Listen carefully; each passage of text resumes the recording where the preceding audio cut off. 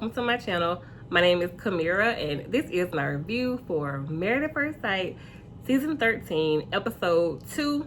Is titled Houston, We Have a Wedding, because, you know, it's in Houston, and somebody about to get married.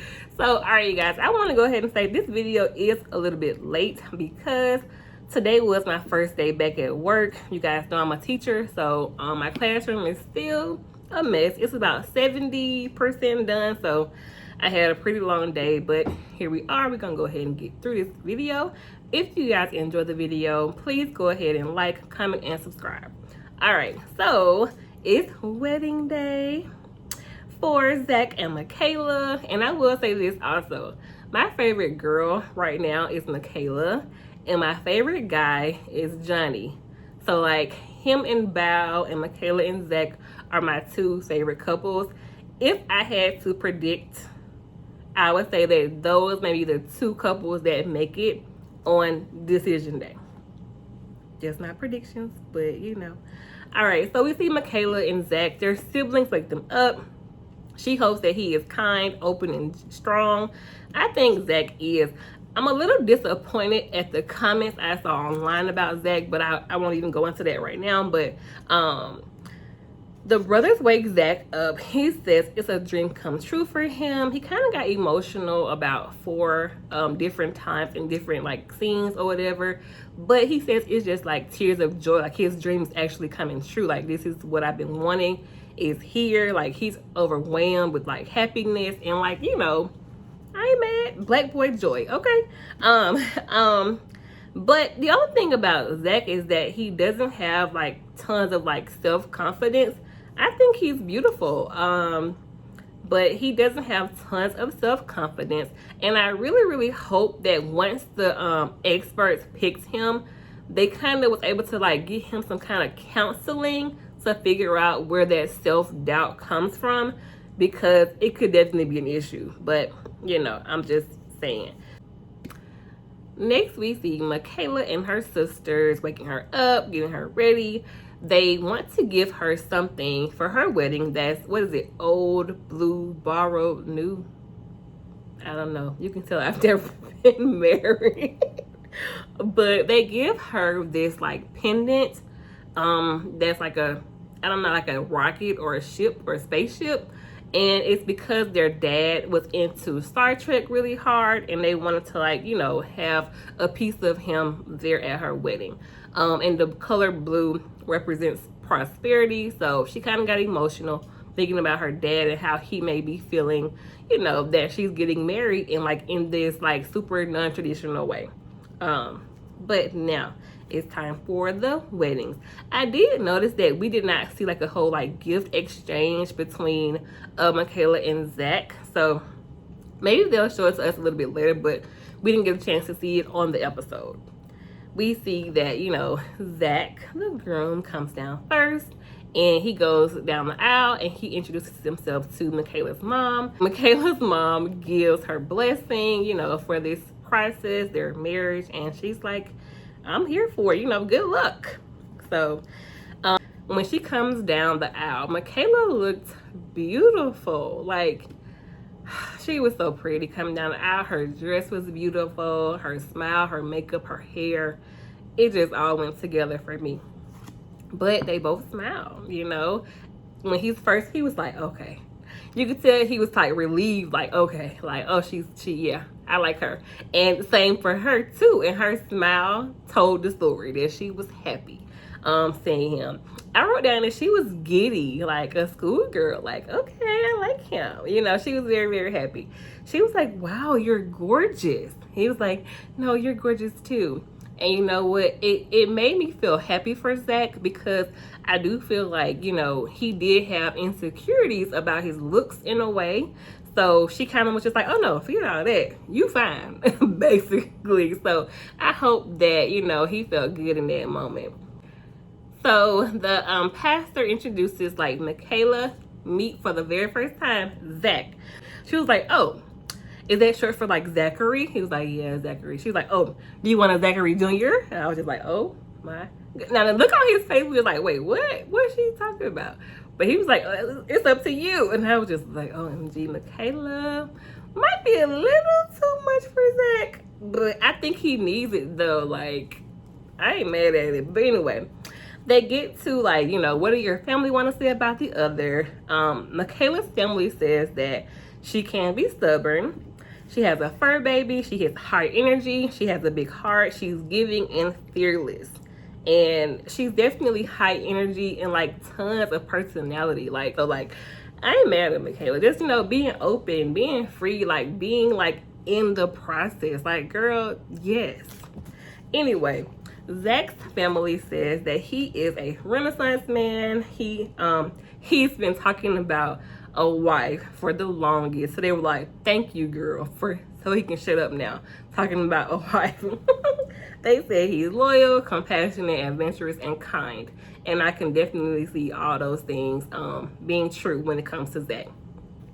They go into their vows. Val says, I can already tell you're very courageous because you have also signed up for this process. It's a very unconventional process.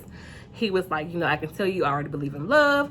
I promise to be patient, kind, understanding. I'm going to put you first. And from this day forward, I choose you. She grabbed his hand, just like, okay, I'm good. Let's go. And I was just like, she's so cute. It was funny.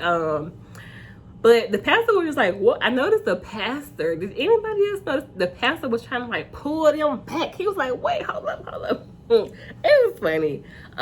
She says she promises to have his best interest at heart, you know, today, tomorrow, and years to come. I'm here for you. And I was just loving the way she looked at him during the whole process. I mean, it kind of looked like she wanted to go to the hotel room like right now, to the honeymoon right now, but it was very just like, you know, in admiration of him. Yeah, when it came time for the kiss, you can tell, oh, she was ready. She was ready. But Zach said, can I kiss you? She was like, yeah, of course. So they kissed. It was very, very nice. I really enjoyed their scene, like their wedding.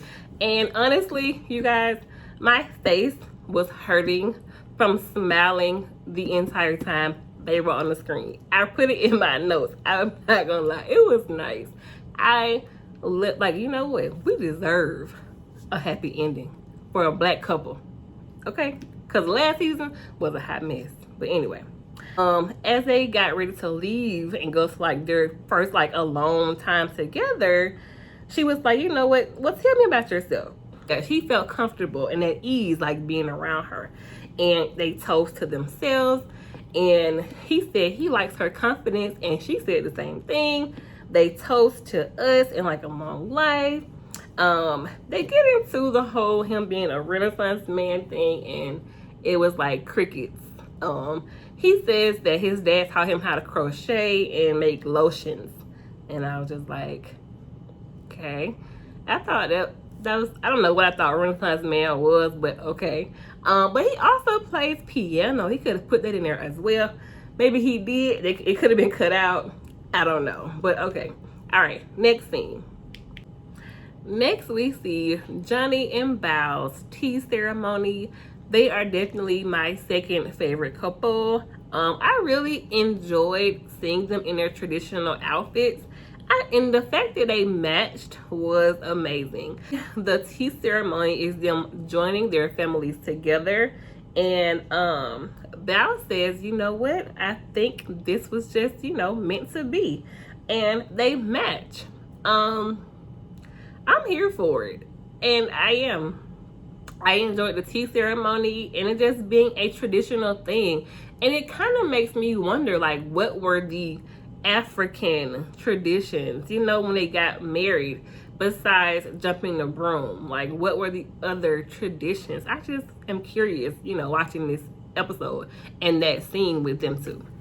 Okay, next we see Zach and Michaela. It's picture time. And she said he was made for me. With confidence, baby. He was made for me. And I'm just like, girl, who is made for me? No, I'm gonna take that out. I'm sorry. But okay. Next we see it's time for pictures with Zach and Michaela. And Michaela was happy. Her face probably hurt from smiling so hard. I know mine did from watching their scenes. And like, that was like a, what, 7-8 minute clip. But like, they had the whole day. I'm sure she was on cloud nine, and I appreciate it. And she said it with like confidence. I really hope they really work it out and, you know, make it. Their families are both excited for them. Michaela says, you know what, this process, you know, and seeing him, it has been 100% worth it. And I'm just like, oh, I'm so happy for them. They were kind of sitting there talking, and he was just like, I kind of want to kiss you right now. She was just like, you can, like, and they did. So it was cute, you know. Zach says that he does hope to fall in love.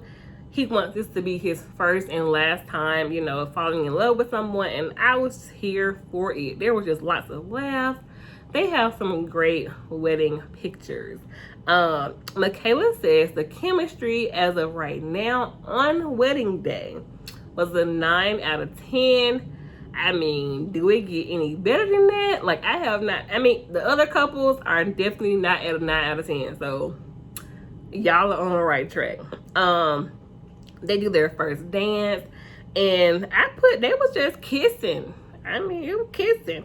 They both said that their first impressions were that the other was definitely attractive. And yeah, I put more kissing. That's what happened. They were definitely kissing some more. All right, so next it switches back to Bao and Johnny. They have their first dance, and I wrote down Johnny has swag. Like, I like him. He tried to pull her in. Bao says she definitely is attracted to him and thinks it was a good match. I want Bao to loosen up a little bit, because you can tell Johnny like don't know how to really move with her. He trying to like still feel her out a little bit, and I want her to relax. They discuss kids. They agree on like no more than 2 kids. He said he can tell she was a little stiff as they were dancing, and like he wanted to go in for a kiss, but he also wanted to like be respectful. Honestly, I think Bao would have like you know, been open to a kiss, but I do want him to like, you know, still get to know her more, to kind of be able to pick up on her cues and know if he could or can't. So I respect it for sure. Next we see Marla and Gil. They're trying to find their tux and dress, and to be honest, we could have not seen any of this like dress fitting and tux stuff. But you know what, I ain't gonna lie, I think Married at First Sight know like how many people watch the show, you know, try to like drag it on down. But anyway, that's just my little tidbit. Gil says, you know what, you know, trying to find the tux is like important because it's his first impression, and he wants someone to make jokes with, and you know, someone's gonna like him. Now he was like, you know, first impressions are everything, and I'm just like, you know what, Gil, your tux doesn't matter that much, because the first thing she gonna see is your bald head. I'm sorry. I mean, your face comes with it. You have a nice face, but like, she's gonna be looking at your head. Unfortunately, she has a nice dress. I mean, I don't know, it's a nice dress. She said, and I wrote down that Marilla probably was cool like in real life without being on like this show, because I feel like this show is making her out to be the villain. I wouldn't have chosen her. She doing too much. She was like, I don't like this dress, I don't like that. No. It was just complaining about everything. And I don't like the whole like princess thing. Like, girl, shut up. Like, I ain't like it. Pastor Kyle says he knows she a diva, but Gil can balance her out. I'm just like, he shouldn't have to you know, deal with that in their first time meeting. He shouldn't be, you know, so focused on what she needs and about her and all this stuff, because he also has needs. And like, I don't know, I don't think Mirla will really care about what he needs. It's more about what she needs, and can he provide what she needs, and like her lifestyle or whatever that means. Anyway, he said he's going for the kiss. Of course, Miller was just like, I don't know, you don't be trying to kiss me. But it was interesting to me because his friends, they talked about if she's materialistic. And he was just like, oh, that's going to be a problem. And I'm not saying that Mirla is materialistic, but she kind of comes off that way. And I'll get into that more, towards the end. But Gil was like, what's more important, the bag or your marriage?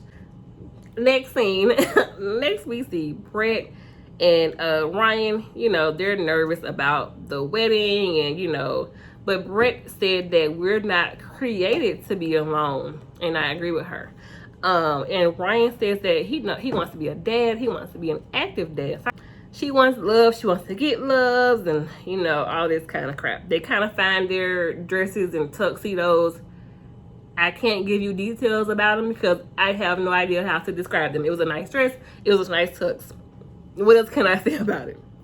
We also see Jose and Rachel, which I do not think is going to work. Oh, yeah. I don't think Brett and Ryan will last. It will be a surprise if they do. And Gil and Mirla, yeah.